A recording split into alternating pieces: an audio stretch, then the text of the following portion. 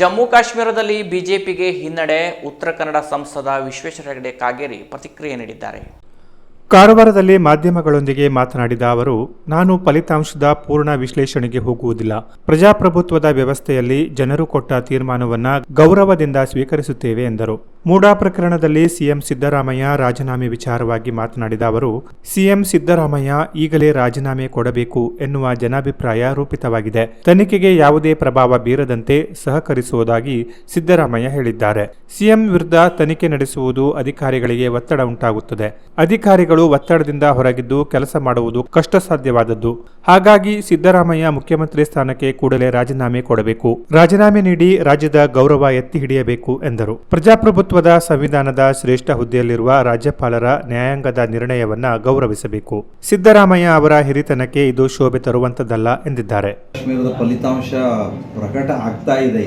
ಇನ್ನು ಅದರ ಪೂರ್ಣ ಮತ ಫಲಿತಾಂಶದ ಪೂರ್ಣ ವಿವರ ಇನ್ನೂ ಲಭ್ಯ ಆಗಿಲ್ಲ. ನಮಗೆಲ್ಲರಿಗೂ ಗೊತ್ತೇ ಇದೆ.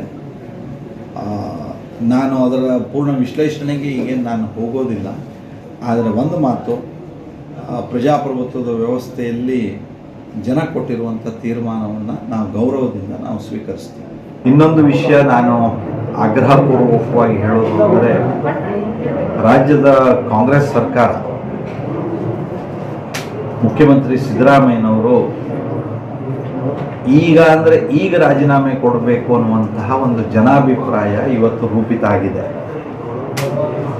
ಗವರ್ನರ್ ಹೇಳಿದ ನಂತರ ಮತ್ತು ಹೈಕೋರ್ಟ್ ತನಿಖೆಗೆ ಒಪ್ಪಿಗೆ ಕೊಟ್ಟ ನಂತರ ಸಿದ್ದರಾಮಯ್ಯನವರೇ ಹೇಳಿರುವಂತೆ ಅವರು ತನಿಖೆಯ ಮೇಲೆ ಯಾವುದೇ ಒತ್ತಡ ಪ್ರಭಾವ ಬೀರಬಾರದು ಅಂತ ಆದರೆ ಅವರು ರಾಜೀನಾಮೆ ಕೊಡಬಹುದು. ಅವರು ಮುಖ್ಯಮಂತ್ರಿ ಸ್ಥಾನದಲ್ಲಿದ್ದು ಸ್ವತಃ ಅವರ ಕುರಿತಂತೆಯೇ ತನಿಖೆ ಮಾಡೋದು, ಇದು ಅವರ ಜೊತೆಯಲ್ಲಿರುವಂತಹ ಅಧಿಕಾರಿಗಳಿಗೆ ಇದು ಬಹಳ ಕಷ್ಟ ಸಾಧ್ಯವಾದಂಥದ್ದು. ಒತ್ತಡದಿಂದ ಹೊರಗಿದ್ದು ಕೆಲಸ ಮಾಡೋದು ಕಷ್ಟ ಸಾಧ್ಯವಾದಂಥದ್ದು. ಹಾಗಾಗಿ ತಕ್ಷಣದಲ್ಲಿ ಅವರು ರಾಜೀನಾಮೆ ಕೊಡಬೇಕು ಅಂತ ನಾನು ಆಗ್ರಹಿಸ್ತೇನೆ. ರಾಜ್ಯದ ಗೌರವವನ್ನು ಎತ್ತಿ ಹಿಡಿಬೇಕು.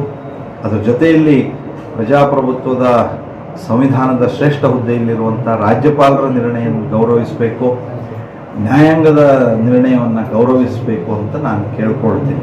ದಸರೆಯ ಈ ಶುಭ ಸಂದರ್ಭದಲ್ಲಿ ಸಿದ್ದರಾಮಯ್ಯನವರಿಗೆ ನಾನು ವಿನಂತಿ ಮಾಡ್ಕೊಳ್ತೀನಿ, ಅವರ ಹಿರಿತನಕ್ಕೆ ಇದು ಶೋಭೆ ತರೋದಲ್ಲ, ಗೌರವ ತರೋದಲ್ಲ.